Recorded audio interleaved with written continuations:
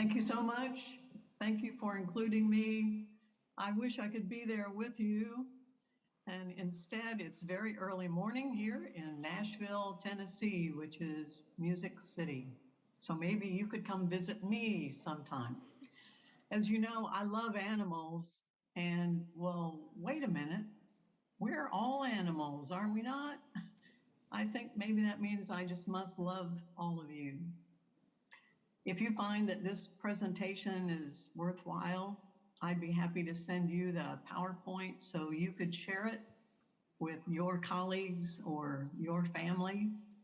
We find that increasingly we are all talking to elephants these days. And let's connect on LinkedIn. I hope you can see the second slide. It looks like you can. I've been talking for quite a while about an exciting book that was published many years ago now. It's a difficult book to read, and I know for a lot of people it takes more time and energy than you have to give to just reading a book. The book is called Thinking Fast and Slow, and this is not a talk about that book, but if you're interested, you can go to YouTube and search on Linda Rising, Thinking Fast and Slow, and I'll be giving you an overview of what the book is about. It was written by Daniel Kahneman based on work that he did with his colleague Amos Tversky, for which Kahneman won a Nobel Prize. Now, if anybody wins a Nobel Prize, I feel like we should all pay attention to what that individual has to say. And in this particular instance, what Kahneman and Tversky did was create a brand new field. It's called behavioral economics. So, like many of you, I have had a lot of courses in economics. And if you'll remember, in the very beginning of those courses, you learned that the fundamental assumption is that people are rational. We are rational decision makers. And what Kahneman and Tversky showed with science, with evidence, is that we are not. We are not rational decision makers. So all the models, all those beautiful models in economics are flawed because the fundamental assumption is incorrect. So Kahneman outlined what he described as a way of thinking about, well, thinking. He says basically we use two forms of thinking, problem solving, decision making. And he called them System 1 and System 2. System 1 is the large unconscious. It runs all the time. It never needs to sleep. It's our intuition attached to emotion. It can multitask. It's in charge of everything from your blood pressure to coming up with innovative ideas. The other piece of Kahneman's model is called System 2. And that's the conscious awareness, the part that, for me anyway, just woke up about an hour ago. It's the part that we associate with. When we think about thinking, the part that we're using is System 2. And we are a little delusional because we believe that System 2 makes all our important decisions, when in fact, our decisions, our ideas, our memories, everything comes from System 1. Now, unfortunately, since we believe in System 2, when we talk to other people, especially people who don't agree with us, people we want to influence, people we want to argue with, we only use System 2. When in reality, the driver, the one in charge, is System 1. A good metaphor for this is an iceberg. The part that we're aware of is so tiny, is so small, just like an iceberg. The only part of the iceberg you see is the part above the water. The part below the water, the huge, influential part that can often sink ships, that's System 1. That's the unconscious mind. And the part that's above ground, that's involved in System 2, is shrinking according to psychologists. They used to believe it was pretty big. But now they say, really, we should be looking at the little tiny snowball right on top of the second peak. That's really a better metaphor for System 2. It's so tiny compared to all of the rest. That's System 1. Now, this is a model. We know, all of us who are very smart people, we all know that all models have flaws. They're not perfect. They are what we call abstractions. That means they leave out some things. They simplify reality. And that makes it easier for us to get a handle on something very complicated. As George Box, a very famous statistician, said once, all models are wrong, but some are useful. And in this case, there are other useful models. My favorite was outlined in a book by Jonathan Haidt. It was called The Happiness Hypothesis. Now, probably none of you have read The Happiness Hypothesis. It's a rather technical book. Most people didn't pick it up at an airport back in the day when we were all getting on airplanes with books. But most of us did read or pay attention to a book by two brothers, Chip and Dan Heath. The book was called Switch. And in the book, an introduction to a different model was made based on the work of Jonathan Haidt. The Heath brothers said, your mind is like an elephant with a rider. Now, we could do a little topological mapping and say, yeah, I can see how this fits with Kahneman's model. System 1, the large unconscious, is like the elephant. The small, ineffectual, but highly egocentric is the rider. The rider believes that, well, the rider's in charge, when in reality, the elephant goes the way the elephant wants to go. Now, what I like about this model that isn't a part of Kahneman's, so there is no topological mapping, is that this model includes the path. The elephant is on a path, and that will turn out to be highly influential. Now, I have talked about these models for a long time, trying to introduce a way of thinking about thinking. And in one of those lectures, someone in the audience said, can you tell us a way to talk to the elephant? And out of that came this talk. Because the elephant is not usually the target of conversation.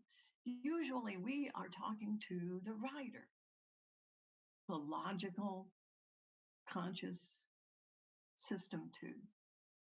When in reality, if we want to have impact, if we want to make a difference in how someone else decides or thinks, we need to be talking to the elephant. Hence, this talk. So the elephant is System 1 in Kahneman's model. It's big. and it goes the way it wants to go. It runs on emotion. System one is emotion based. It's the home of all our feelings. It's also the source of energy, all our memories. Jonathan Haidt said, "You can't change people's minds by talking to system two or the writer by refuting their arguments. If you want to change people's minds, you've got to talk to their elephants." Now, the writer is the conscious mind, system two, and we identify with it when we think of ourselves, when we think of how we think, when we think of how we solve problems or we make decisions. We think using the writer. And so, therefore, we are delusional in believing that we are logical thinkers because the writer does like logic, likes facts, likes information. The writer is goal directed, tries, sometimes ineffectually, tries to move the elephant. The writer is under the illusion that the writer is in control, but we have to realize that the driver of all our decisions, the driver of all our insight and innovation and creativity is with the elephant. The elephant is in charge of where we go. So two of my favorite books on change were written with my good friend Mary Lynn Mans, and I'm going to refer to the patterns in these books using red italics. And I'm going to suggest that you go back and look at your copy of Fearless Change if you need help in looking at these patterns. You'll need them to talk to the elephant.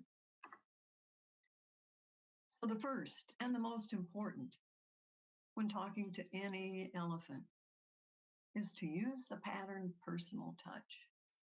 Try to understand how the elephant feels. Now, I say this knowing it's impossible. You cannot get out of your head. You can't possibly know. You can never know how someone else feels. But if you make an attempt, if you show that you're trying, the elephant knows that. The elephant knows that you're struggling. The elephant knows that you'd really like to understand and that you're trying. So try to understand how the elephant feels. Try to understand how the rider is thinking. And look at the path, the environment, the context. Where is this particular elephant currently living? What are the challenges this elephant faces? Jonathan Haidt again. We typically first and foremost consider ourselves. Of course we do. We cannot get out of our own heads. We focus on what is persuasive to us, our state of mind, our goals. If we want to move others, we have to at least try to understand what others are feeling, what others are thinking, and the path they're currently on. Well, let's do something, first of all, to sort of get the writer out of the way. The writer does love logic, data, information, and unfortunately gets bogged down in analysis paralysis, loves to solve problems, continually asks the question, what's wrong? How can we fix it? Point out some positives. They're called bright spots. Direct the rider to the bright spots. Focus the rider's attention on what good things are happening, asking the question, what's going well? And how can we do more of it? So we need to sort of keep the rider busy because really deep down, we all believe that it's about data. In fact, if we start to have a conversation with someone we want to influence, that's our first recourse. All of those of us who are smart, we believe in facts. We believe in logic. We believe that's the way to convince. All we have to do to convince others is just explain it. If they don't understand something, then all we need to do is fill in the gaps of their understanding. And then they will understand the issue as we do, and they'll be convinced. That simplistic approach is used by us over and over and over.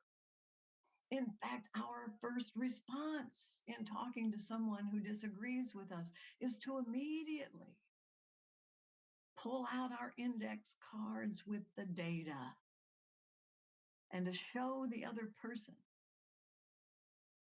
how incorrect their understanding is of the world, believing that that's influencing them. And when it doesn't work, we wonder if maybe those other people, no, they must not be as smart as we thought. Here we did such a good job of explaining it to them, and they're still not convinced. This is one of our cognitive biases. If you want to see something scary, just do a search on cognitive bias.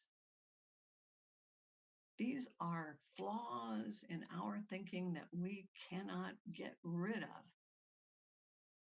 And this is one of them. It's called naive realism. The belief that if we just explain it to someone else, then they will understand our worldview and they'll be convinced that we are right. Unfortunately, truth, whatever truth is, oh no, this is philosophy, isn't it? Facts are not convincing. Of course, people change their minds on issues, but most of the time, we ignore any data, any information, if it doesn't agree with our current worldview. That's another of our cognitive biases, and in my opinion, the worst. It's called confirmation bias. Once we believe something, in the face of any evidence, all we do is become more convinced that we are right. System one, on the other hand, is interested in emotion and feelings and a story. System one is in charge of our story. We all have a story. How did we get here? What did we do? How did we overcome the challenges that we have faced? What are our lives like? And this desire to make up a story is so strong that even when we have no idea about what is going on, completely removed from reality, we will make it up.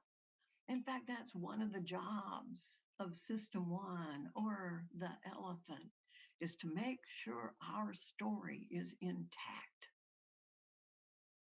And as we do this, we believe we're being scientific, that we're analyzing, that we're understanding reality. When in truth,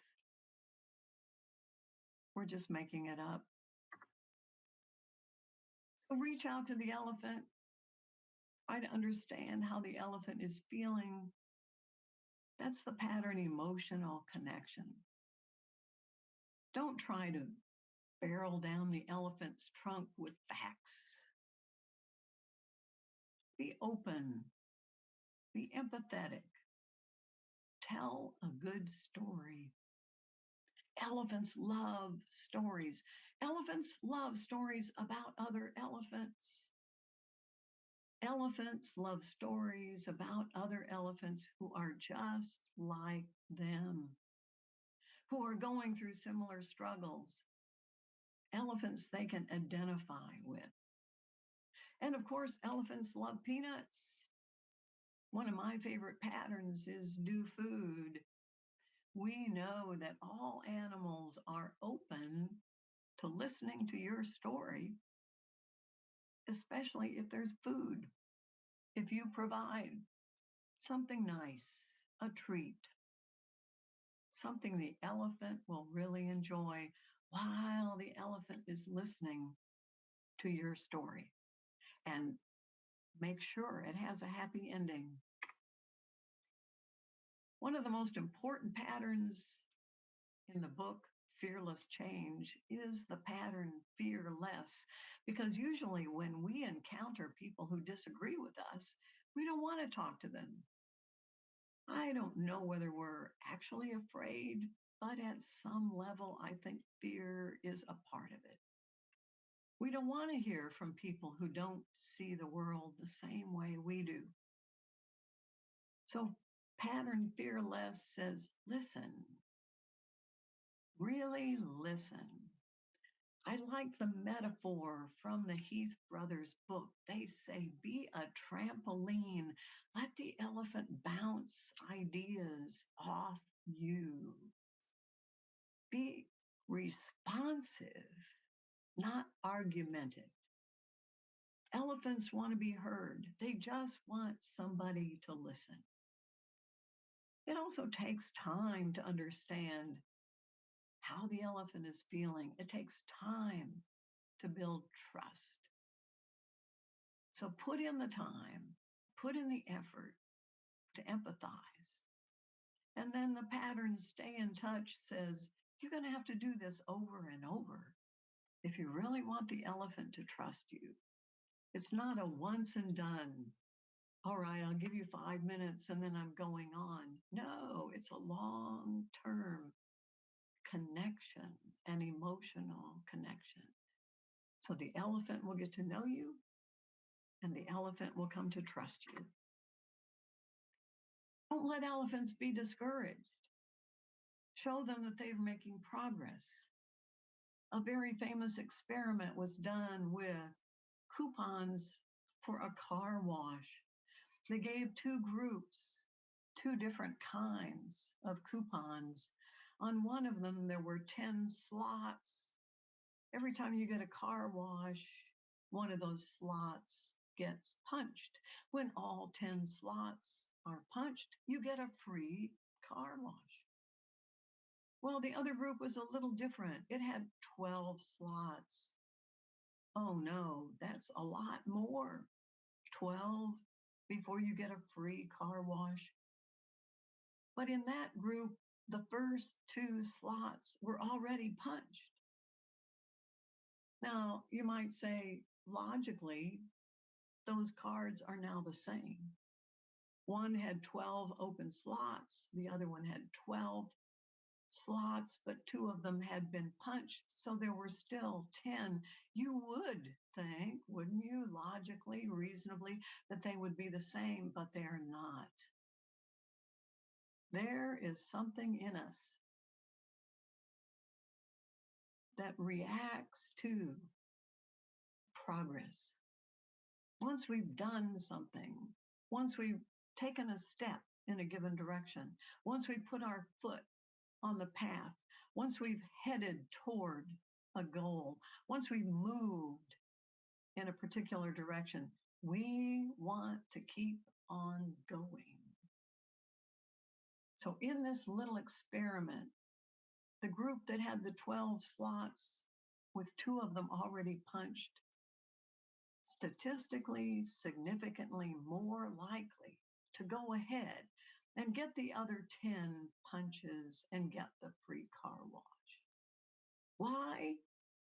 Because they felt they'd already started. They were making progress. They were moving in a given direction. When your elephant is resistant, find some way to show progress. Here's my example for a team that was trying to learn a new tool, a new software testing tool, to say, you know, you already know the interface because it is so much like the old tool that you have been using. You're already almost there. You've made a good start because you already know how the interface works. Find some way of encouraging the elephant by showing progress. And then don't jump in and make enormous strides. Do little tiny baby steps, especially in the beginning. I just finished a long road trip taking me to a bike ride where I rode 150 miles from Pittsburgh to Maryland.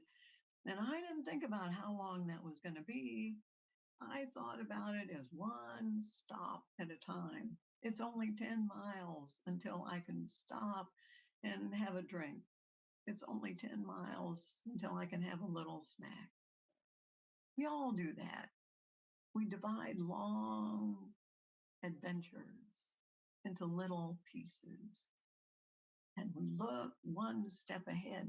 Of course, we want a goal. Of course, we want a long-term focus. Otherwise, we don't know what direction to take. But the steps along the way should be little, one step at a time.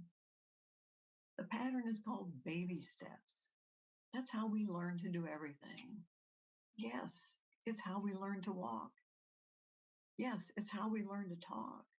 And we have been learning everything in exactly the same way ever since.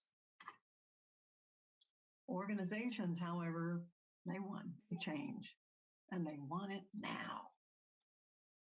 They want deadlines. They want to see progress. And they don't allow any time for little baby steps. So, of course, you have to meet those demands, show the big goal, get out the timeline, get out the Gantt chart. But your focus is on making those little steps as small as possible. There's a very famous story about an elephant who weighed 300 pounds and needed to lose a little weight. And the psychologist who was helping that particular elephant noticed, you have a bad habit of drinking 3 liters of Mountain Dew every day. This is not good for you. But instead of saying, stop drinking all that Mountain Dew, the psychologist said, how about let's just drink 2.5 liters? And let's get comfortable with that. And then let's cut back to 2 liters and we'll get comfortable with that. It took years to undo that bad habit for that poor elephant. But in the process, that elephant lowered his blood pressure, lost a considerable amount of weight, was borderline diabetic, and became healthy. Just one step at a time. Make that change small. We have the illusion that all big changes come overnight, kind of like the way the pandemic hit us. But most changes in the real world have happened as a result of a lot of small, tiny. We are a complex adaptive system. Little tiny changes make a huge difference. Remember, the elephant needs encouragement. Show progress. I'm a big believer in the growth mindset. Organizations that are interested in change have to realize that unless we all believe that we can change, unless we all believe we can get better, unless we all believe that yes, improvement is possible, then we stay fixed. We like to encourage coaches. That's a wonderful way, not a cheerleader or a scorekeeper. Look at the growth mindset research. It is so powerful. I just read a recent article by a Harvard Business School professor that says everything looks like a failure in the middle. If you don't have a strong belief in the growth mindset, you're going to be discouraged and fall apart midway. I'll be happy to send you that if you just ask for it. We know that most elephants have an identity. Who are you? Who am I?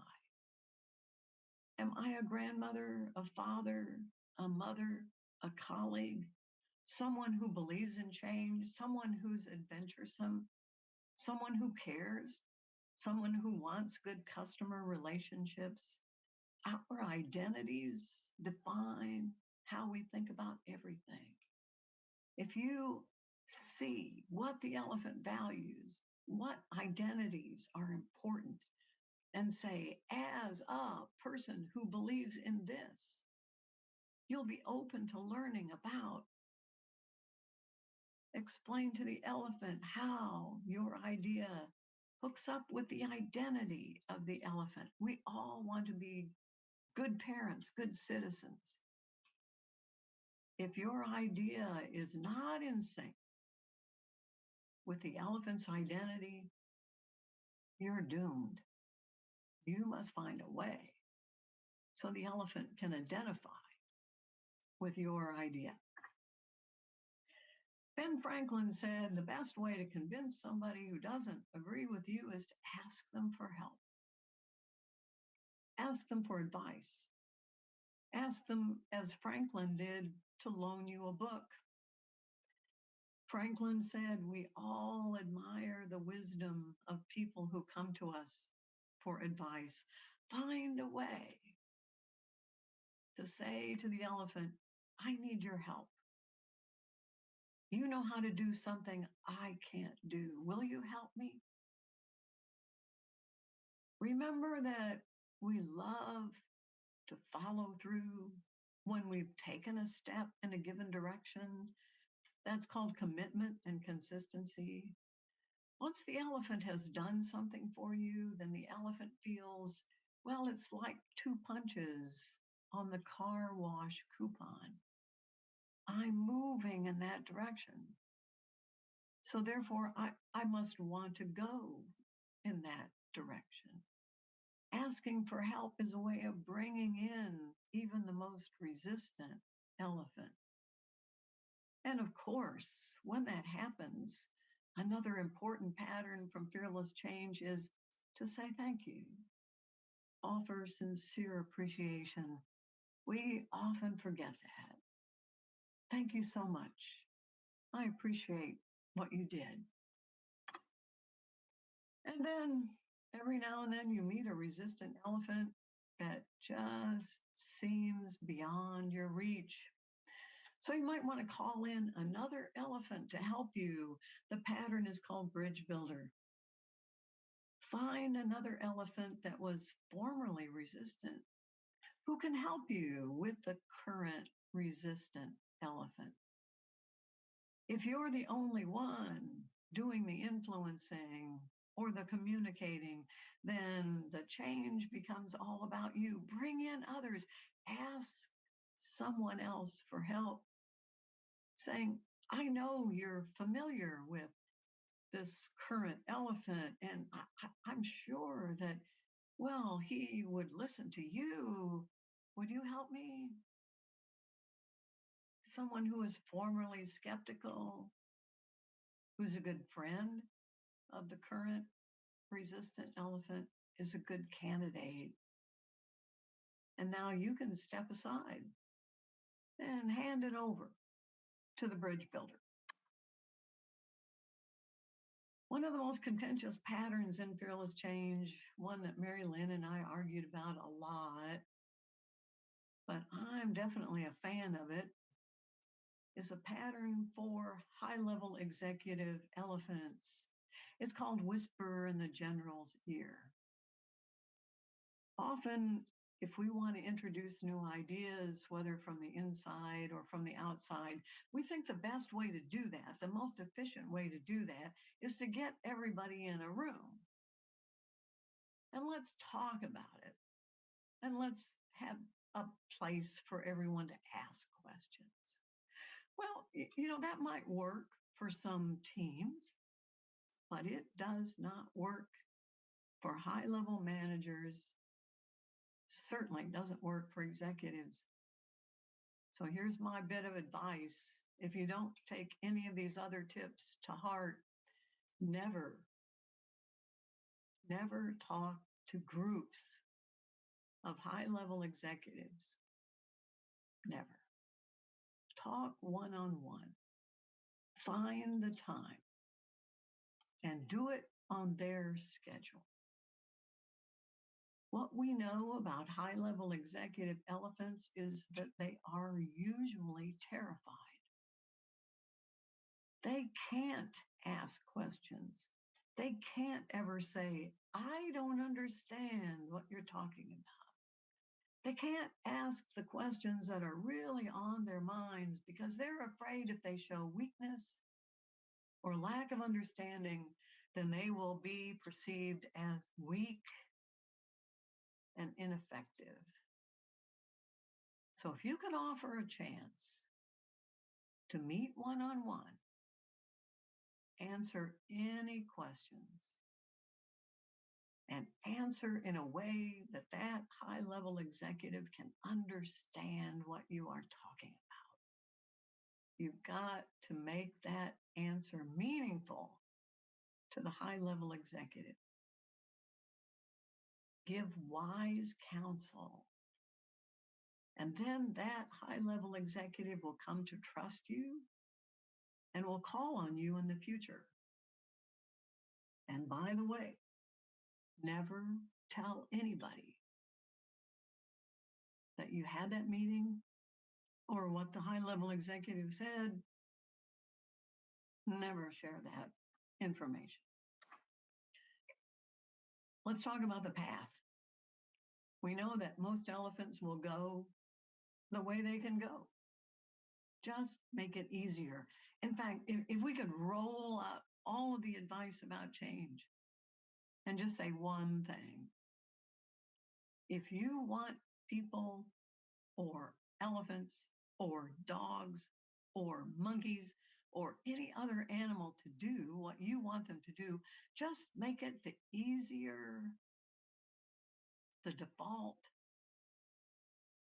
the downhill, the tailwind, the one with support. Just make the path easier. In a very famous experiment with popcorn, they gave people in a movie theater different sizes of popcorn boxes. Some got little ones, some got medium size, some got large. The popcorn was horrible. It was 2 weeks old, was really foul tasting, too much salt. But did the people in the movie theater eat it? Oh, yes. And those that had the large sizes ate more.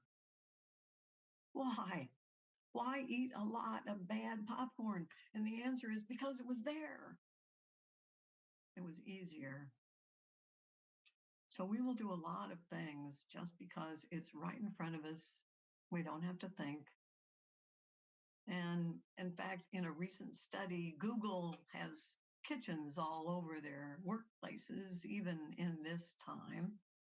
And they found, since they measure, that people were gaining weight. This is not a healthy thing. So they took the M&Ms, one of my favorites, and they couldn't remove them from the kitchen, but they put them in an opaque container. That is a container where you couldn't see the contents. Then they put those opaque containers underneath the counter. So the M&Ms were still there. But now it wasn't as convenient. The employees had to dig around for it. They had to look for it. And that means spending time and energy. So just that little tiny, making the path a little more difficult. They found in the New York office, they consumed 3.1 million fewer calories from M&Ms. So if you're worried about your weight, and who isn't these days, don't buy those M&Ms in the first place. And if you do buy them, put them in an opaque container on the top shelf so that you can't see them. The path is not so easier. There's nothing we can do about the way we're hardwired, but if you focus on behavior, if you try to make the path easier, you're going to have more success. Finally, we are herd animals, humans and elephants. If we see others doing it, then we are more likely to do it. Being together in a small group is what kept us alive. Our species lived in small groups. We still feel better in a small group. I finished reading a wonderful book just recently. Those of us who are discouraged about people and change, you should read this book called Rising Out of Hatred. It's really pretty simple. A resistant elephant found himself surrounded by people who saw the world differently. And he changed from being a white nationalist to leaving completely the way that he'd been taught all his life.